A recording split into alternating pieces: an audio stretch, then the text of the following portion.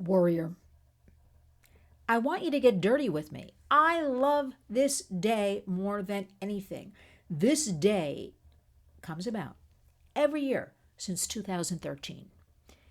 And you know why I love it so much? I love it because it's real, because it's happening, and because it's the warrior way. And what is it? It is the 2025 Dirty Dozen list that is announced by our great colleagues at the National Center on Sexual Exploitation in Washington, D.C.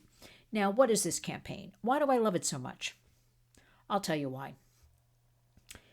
The campaign is an annual campaign, 12 different entities calling out different businesses, organizations. It could be the Department of State, which has been called out. It could be Netflix, Google, Hilton Hotels Worldwide. 12 entities. Oh, Netflix, a whole slew of them in the past, where they are focusing on child sexual abuse material, CSAM, or sexual exploitation, and have to be called upon to do something about this. Well, this year, 2025, the center has just kind of blown this up and done something that is such music to my ears, and that is they have picked the biggest, the one, Section 230 of the Communications Decency Act. I can't tell you how great this is. They have taken their 12 entities this year, they've retooled it a bit, and they have focused on 12 survivor stories of why Section 230 is holding up everything and is allowing the exploitation of our children in particular. Now, I don't want you to shut this off. I talk about Section 230 of the Communications Decency Act quite frequently. And you know what?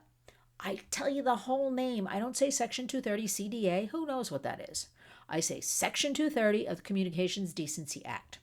Born in 1996, didn't start out to harm our kids or any people, but over the years has dwarfed into something that gives blanket immunity because the lawyers and the predators have figured out how to work this. I remember they're always 10 steps ahead. Maybe 20 steps ahead now. Originally in 1996, the birth of the internet, that was before we had Facebook and X and Snap and TikTok and all of these different apps, messaging apps and things like that. 1996. Think about it. And it simply stated that tech platforms are billboards, newsstands, so we can leave them alone. That law, now we've got all this social media that's been going on, increasing every day. We have the advent of AI, and it has creased into our horror show, a runaway train. Now, we love our digital world. We're not giving it back. It's the world we live in. I certainly want it. You want it. We're talking to each other now. You could be across the world. I'm in the middle of New York City. But we have to figure out how to make this all work. Why is it we're always slapping a Band-Aid on afterwards? With all our bright minds in the world and tech, why we can't get in there before all this goes on and get it all straightened out. But the bottom line is children are being harmed. Think of it as the internet is a bully 24 hours a day, a relentless bully. Take yourself out of the equation, because I know my viewers from my analytics are older. They're my age. And that reminds me, please subscribe, because 74% of you watching my videos are not subscribed to the channel. Do a warrior girl a favor and just hit the subscribe button. It's free. It doesn't cost you anything, but it helps me tremendously. Keep these videos out there in the algorithm so people see them. But anyway, as I digress, kids, think back when you were like 5th, 6th, 7th, 8th grade. Think about it. Those are hard years. Hormones kicking in. You kind of think you're, like a teen, but you're really still a kid. Very emotional times. And the brains are not fully formed. You know this. And to have a device where you might have somebody at you 24 hours a day. We have plenty of studies where the internet and these platforms are addictive. Kids are scrolling. They don't like something. There's no attention span. They're just on to the next thing, right? But we have everything going on there. This CSAM, child sexual abuse material. We have all forms of bullying. We have eating disorders. We have self-harm. We have so much going on. And the door never shuts down unless you shut it down and form your family, digital partnership. Talk to your kids open and honestly. I woke up one day a few months ago, sat up and said, all of this work is for nothing. If we can't control this Section 230 of the Communications Decency Act, and then I started talking about it relentlessly. Until we can repeal this, not sunset it, not talk so gently as they do in Congress, but kick it to the curb. It doesn't apply anymore. 1996, it's almost 30 years ago. Get rid of it.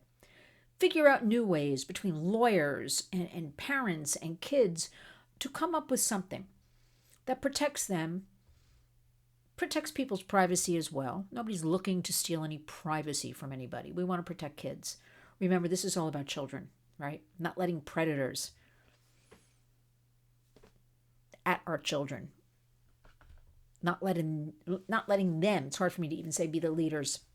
If I could tell you what I really knew and what goes on, and I can't because this is a family show and there are algorithms right here on YouTube. But just understand, it is 2025. It is time to say enough. It is time to create change. It is time to say we're not allowing our children to be abused like this. Because big tech, their bottom line is only creating chaos and making money off of your children and you. Let's put an end to it. We know all this. We're going to stop slapping that Band-Aid on. We're going to get in there, intervene, prevent, educate, engage our kids. Kids are smart. We have to become smarter, and we're going to do it. So I applaud the National Center on Sexual Exploitation for taking this major step and speaking out. There is, on this wonderful day, this announcement, a toolkit also. It'll be in the body of this video, where the stories of the 12 survivors are there for you to read. The link to, all you have to do is fill in your name and zip code. That's basically it. It will go to your representative to say sunset, repeal. I like to say kick it to the curb, Section 230 of the Communications Decency Act. But there's a lot of hope because I just got back from Washington and there's a lot of talk about this. Again, music to my ears. There's also a piece of legislation, bipartisan. Remember, all of this is bipartisan. Senator Durbin, Senator Lindsey Graham, where they want to sunset Section 230. So I say there's a lot of hope because people are talking about these issues. They're coming forward. They understand it's not working. I mean, come on now, 29 years later. Lawyers are on board. Let's fix this thing up. But I want you to also watch my interview. Breaking, Haley McNamara, VP of Strategic Initiatives at the National Center on Sexual Exploitation, who was part of their video announcement today at 3 p.m. And she jumped on with me at the Warriors to talk about this. We must come together. The work is done. All you have to do is click on the link where it says Take Action Now. Add your name, help us get to the front of the list in Congress, get in front of them. We've been talking about it enough, and create change. Be part of change. That is the warrior way. So today's a great day. In Washington, around the United States, I'm sure most people don't even know about this, but it is our job as warriors to get it on their agenda and protect our children. Please honor our hashtag Community Creates Change. Jump on this. Join me. Join the National Center on Sexual Exploitation, doing excellent, excellent work in Washington, D.C. I am proud to stand with them. And honor our children by signing on where it says Take Action Now. And remember, when you wake up each and every day, go out and be a warrior.